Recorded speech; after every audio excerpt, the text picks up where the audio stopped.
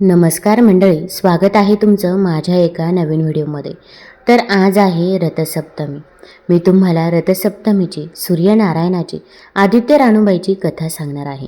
ही कथा ऐकल्यामुळे सूर्यनारायण प्रसन्न होतात.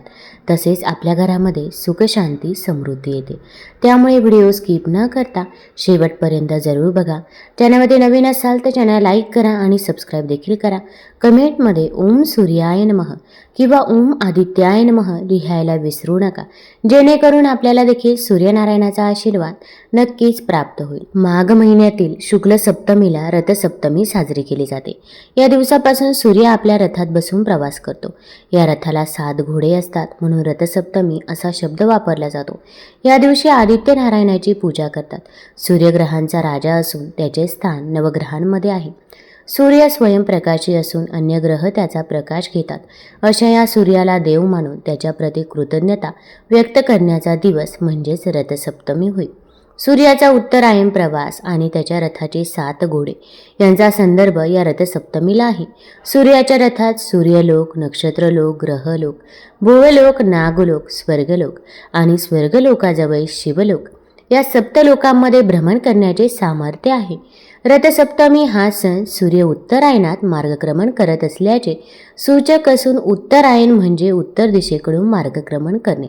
रथसप्तमी हा सण हळूहळू वाढणाऱ्या तापमानाचा दर्शक असतो. सूर्यदेवता सतत या रथात विराजमान असते.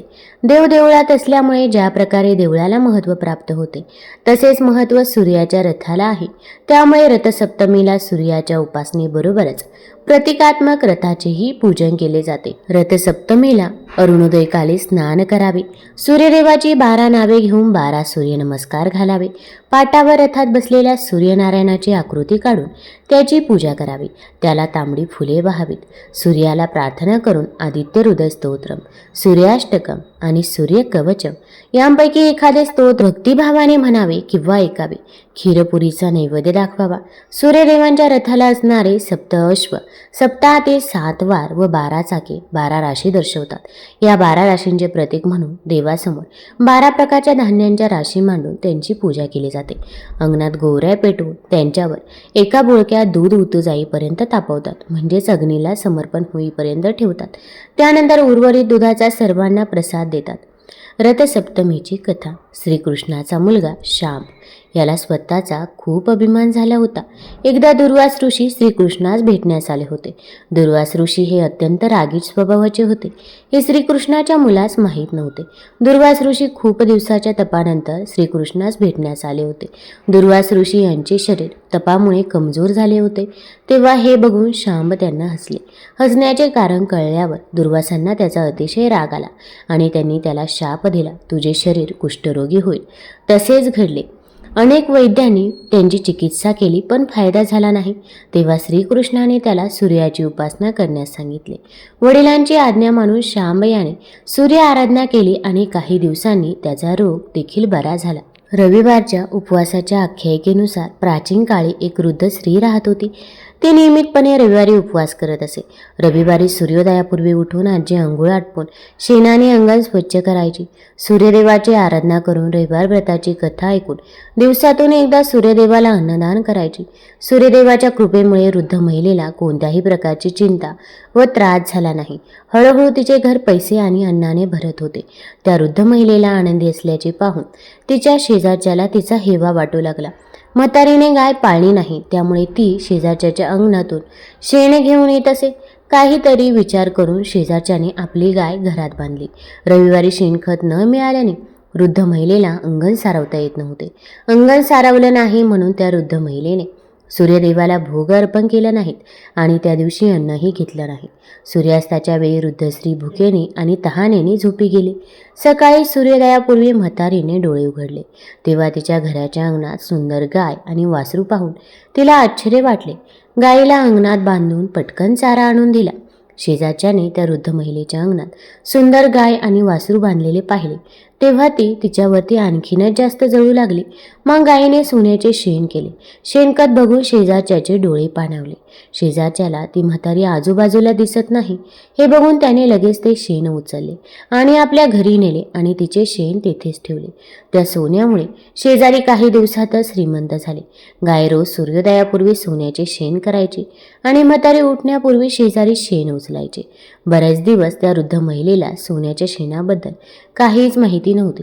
पूर्वीप्रमाणेच वृद्ध स्त्री दर रविवारी सूर्यदेवाचा उपवास करून कथा ऐकत असे. पण सूर्यदेवाला शेजारच्याची धूर्तता कळताच त्याने जोरदार वादळ सुरू केले.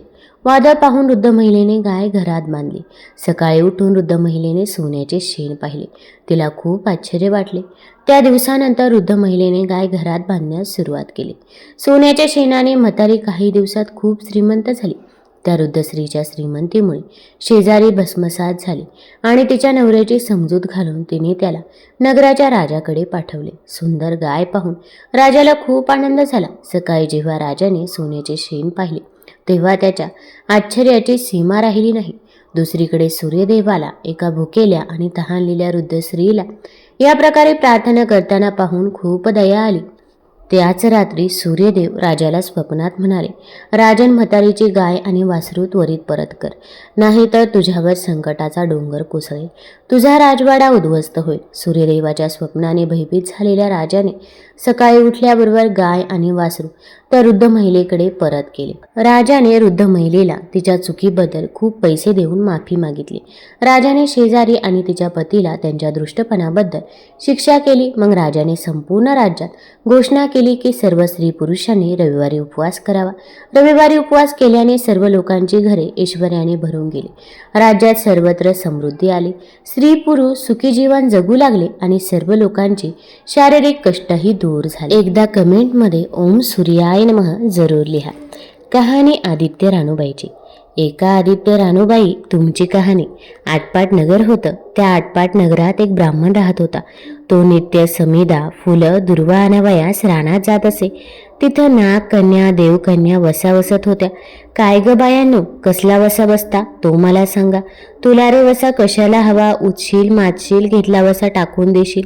ब्राह्मण म्हणाला, उतत नाही, मातत नाही, घेतला वसा टाकत नाही. तेव्हा त्या म्हणाल्या, पौष मास येईल, पहिल्या आदितवारी मोन्यानं मुकाट्यानं उठावं, सचिव वस्त्रसहित स्नान करावं, अग्नोदक पाणी आणावं, विड्याच्या नागवेलीच्या पानावर रक्तचंदनाची आदित्य रानूबाई काढावी, 6 रेघाचं मंडळ करावं, 6 सुताचा तातू करावा, त्या 6 गाठी द्याव्या, पानं फुलं वाहावी, पूजा करावी, पानांचा विडा, फुलांचा झेल, दशांगाचा धूप, गुळ खोबऱ्याचा नैवेद्य दाखवावा, 6 मास चाळावी, 6 मास पाळावी, मागी रथसप्तमी संपूर्ण करावं. संपूर्णास काय करावं?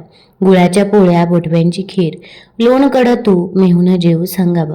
असेल तर चिरचोळी द्यावी, नसेल तर जोडक सरी द्यावी, नसेल तर 2 पैसे दक्षिणा द्यावी आणि आपल्या वशाचं उद्यापन करावं. असा वसा ब्राह्मणाने केला. त्याला सूर्यनारायण प्रसन्न झाला. भाग्यलक्ष्मी आली. तेव्हा राजाच्या राणीनं ब्राह्मणास बोलावू धाडलं. ब्राह्मण जाते वेळेस भिवू लागला, कापू लागला. तेव्हा राजाच्या राणीने सांगितलं की भिवू नका, कापू नका, तुमच्या मुली आमच्या इथे द्या. आमच्या मुली गरीबाच्या तुमच्या घरी कशा द्याव्या?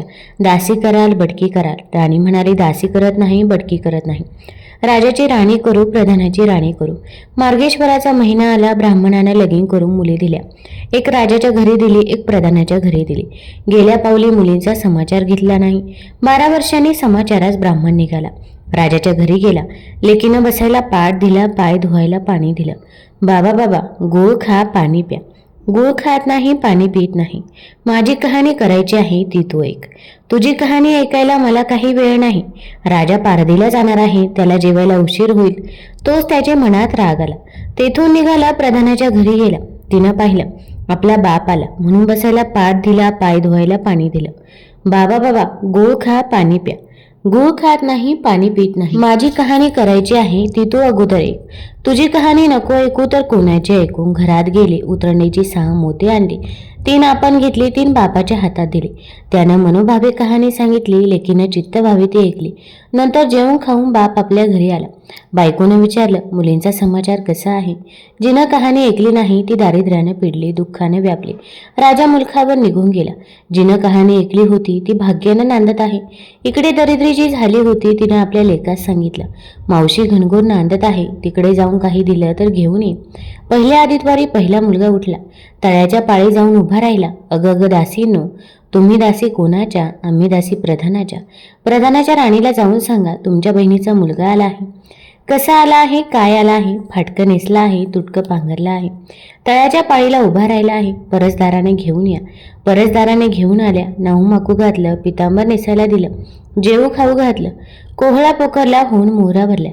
बाबा कोठे ठेवू नको, विसरू नको, घरी जतन करून घेऊन जा म्हणून सांगितलं. वाटेत सूर्यनारायण गुराख्याच्या रूपाने आला. हातची काठी काढून घेतली. घरी गेला.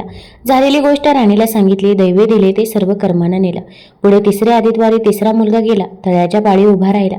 पहिल्यासारखा प्रधानाच्या राणीनं घरी नेऊन नाहू माकू घातलं, पितांबर नेसायला दिलं, जेवू खाऊ घातलं. नारळ पोखरून होऊन मोहरांनी भरून दिला. कोठे ठेवू नको, विसरू नको म्हणून सांगितलं. घरी जाताना विहिरीच्या काठी नारळ ठेवून पाणी प्यायला विहिरीत उतरला. तो नारळ गडगडून विहिरीत पडला. घरी गेला. आईनं विचारलं, काय रे बाबा, मावशीनं काय दिलं? आई ग, मावशीनं दिलं, पण दैवानं ते सर्व बुडालं. चौथ्या आदितवारी चौथा मुलगा गेला. तळ्याच्या पाळी उभा राहिला. त्यालाही प्रधानाच्या राणीनं घरी नेऊन नाहू माकू घातलं, पितांबर नेसायला दिलं, जेवू खाऊ घातलं.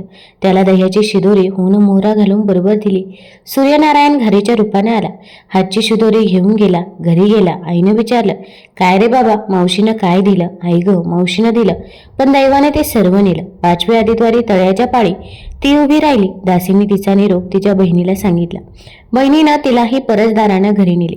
नाव घातली, पाटाव नेसायला दिलं. प्रधानाची राणी आदितवाराची कहाणी करू लागली. काय बसा करतेस तो मला सांग. बहीण म्हणाली, अगं चांडाळणी, पापीनी, बापाची कहाणी ऐकली नाहीस म्हणून तुला दारिद्र्य आलं. राजाच्या राणीनं विचारलं, याला उपाय काय करू? तेव्हा तिनं वसा सांगितला. ती बहिणीच्या घरी राहिली. पुढे पौष मास आला. सांगितल्याप्रमाणे सूर्यनारायणाची पूजा केली. इकडे राजाला भाग्य आलं. राजानं बोलावू धाडलं, मावशी मावशी, तुला छत्र आली, चामर आली, पायीक आली. मला रे पापिनीला छत्र कोठली, चामर कोठली, पायीक कोठले, परवर कोठले. बाहेर जाऊन दाराशी बघता तो राजा बोलावू आला आहे. राजा आला तशी घरी जायला निघाली. एकमेकींना बहिणीने आहेर केले. वाटेनं जाऊ लागले. तो पहिल्या मजले स्वयंपाक केला. राजाला वाढलं, मुलांना वाढलं, आपलं पान वाढून घेतलं. तेव्हा कहाणीची आठवण झाली. करारे हाकारा, पिटारे डांगोरा, नगरात कोणी उपाशी आहे का याचा शोध करा. उपाशी नाही, काही नाही. वाटेने एक मोळी विक्या जातो आहे. त्याला म्हणाले, आमच्या बाईची कहाणी ऐकायला ये. तुझ्या बाईची कहाणी ऐकून मला काय फळ, माझं पोट भरलं पाहिजे. असं म्हणून तो राणीकडे आला. तशी 6 मोती राणीने घेऊन 3 त्याला दिली व 3 आपल्या हातात ठेवली. मनोभावे कहाणी सांगितली. चित्तभावे त्यानं ऐकली. त्याची लाकडांची मोळी होती ती सोन्याची झाली. तो म्हणाला, बाई बाई, कहाणी ऐकल्याचं एवढं फळ, मग वसा घेतल्याचं काय फळ? काय वसा आहे तो मला सांग. तुला रे वसा कशाला हवा? उठशील, मातशील, घेतला वसा टाकून देशील, उतत नाही, मातत नाही. घेतला वसा टाकत नाही. तेव्हा वसा राणीने सांगितला. पुढे दुसऱ्या मजलेस गेली. स्वयंपाक केला. राजाला वाढलं, मुलांना वाढलं, आपलं पान वाढून घेतलं. तेव्हा कहाणीची आठवण झाली. करारे हाकारा, पिटारे डांगोरा, नगरातून कोणी उपाशी आहे का याचा शोध करा. उपाशी नाही, काही नाही. माळ्याचा मळा पिकत नाही, विहिरीला पाणी लागत नाही. असा एक माळी चिंतेनं बसला आहे. त्याला हाक मारली, आमच्या बाईची कहाणी ऐक. तो आला. राणीनं 6 मोती घेऊन 3 आपण घेतली, 3 माळ्याला दिली. राणीनं कहाणी मनोभावे सांगितली. चित्तभावी माळ्यानं ऐकली. माळ्याचा मळा पिकू लागला, विहिरीला पाणी आलं. तो म्हणाला, बाई बाई, कहाणी ऐकल्याचं एवढं फळ, मग वसा घेतल्याचं काय फळ? काय वसा तो मला सांगा. मग राणीनं त्याला वसा सांगितला. पुढे तिसऱ्या मजलेस गेली. स्वयंपाक केला. राजाला वाढलं, मुलांना वाढलं, आपलं पान वाढून घेतलं. तेव्हा कहाणीची आठवण झाली. करारे हाकारा, पिटारे डांगोरा, नगरात कोणी उपाशी आहे का याचा शोध करा. उपाशी नाही, काही नाही. एक म्हातारी आहे. तिचा मुलगा वनात गेला होता. एक डोहात बुडाला होता. एक सर्पानं खाल्ला होता. त्यामुळे चिंताक्रांत बसली होती. तिला म्हणाले, आमच्या बाईची कहाणी ऐक. ती म्हणाली, कहाणी ऐकून मी काय करू? मी मुलांसाठी रडत आहे. बरं येते. मग ती राणीकडे आली. राणीने तिला पहिल्याप्रमाणे कहाणी सांगितली. तिनं चित्तभावे ऐकली. तिचा मुलगा वनात गेला होता तो आला, डोहात बुडाला होता तो आला, सर्पानं खाल्ला होता तो आला. ती म्हणाली, बाई बाई, कहाणी ऐकल्याचं हे फळ, मग वसा घेतल्याचं काय फळ? काय वसा असेल तो मला सांगा. मग राणीनं तिलाही वसा सांगितला. पुढं चौथ्या मजलेस गेली. स्वयंपाक केला, राजाला वाढलं, मुलांना वाढलं, आपलं पान वाढून घेतलं. तेव्हा कहाणीची आठवण झाली. करा रे हाकारा, पिटारे डांगोरा, नगरात कोणी उपाशी आहे का याचा शोध करा. उपाशी नाही, काही नाही, कारणा डोळा, मासांचा गोळा, हातपाय नाही असा एक मनुष्य रस्त्यामध्ये होता. त्याच्या अंगावर तांब्याभर पाणी ओतलं. पालता होता तो उलटा केला. 6 मोती होती. 3 मोती त्याच्या बिंबीवर ठेवली. 3 मोती आपण घेतली. राणीनं मनोभावी कथा सांगितली. ती त्यानं चित्तभावे ऐकली. त्याला हातपाय आले, देह दिव्य झाला. तो म्हणाला, कहाणी ऐकल्याचं एवढं फळ, मग वसा घेतल्याचं काय फळ? काय वसा तो मला सांगा. मग राणीनं त्याला वसा सांगितला. 5व्या मुक्कामास घरी आली. स्वयंपाक केला. सूर्यनारायण जेवायला आले. 7 दरवाजे उघडले. लोहगंगा पाणी तापलं. षड्रस पक्वान जेवायला गेले. सूर्यनारायण भोजनात बसले. त्यांना पहिल्या घासाच केस लागला. ते म्हणाले, अगं कोणा पापिनीचा केस आहे? राजाच्या राणीला 12 वर्षे दारिद्र्य आलं होतं. तिनं आदितवारी वळचणीखाली बसून केस विंचरले होते. काळा चवाळ डोळीचा केस, वळचणीची कडी डाव्या खांद्यावर, वेशी बाहेर टाकून दे. राजाच्या राणीला सूर्यनारायणाचा कोप झाला तसा कुणाला होऊ नये. ब्राह्मणाला, मुळी विक्याला, राजाच्या राणीला, माळ्याला, म्हातारीला, काणा डोळा, मासांचा गोळा इतक्यांना जसा सूर्यनारायण प्रसन्न झाला तसा तुम्हा आम्हा हो. ही 60 उत्तराची कहाणी 5 उत्तरी सफल संपूर्ण हो. सूर्यनारायणाची 12 नावे. ओम मित्राय नमः, ओम रवये नमः, ओम सूर्याय नमः, ओम भानवे नमः, ओम खगाय नमः, ओम पुष्णे नमः, ओम हिरण्यगर्भाय नमः, ओम मरीचये नमः, ओम आदित्याय नमः, ओम सवित्रे नमः, ओम अर्काय नमः, ओम भास्कराय नमः. तुम्हाला जर ही कथा आवडली असेल तर चॅनल लाईक करा, सबस्क्राईब करा आणि आपल्या मित्रपरिवारासोबत जरूर शेअर करा. धन्यवाद.